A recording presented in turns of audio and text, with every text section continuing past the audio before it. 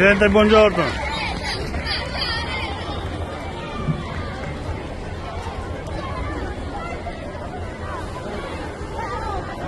Avanti per favore!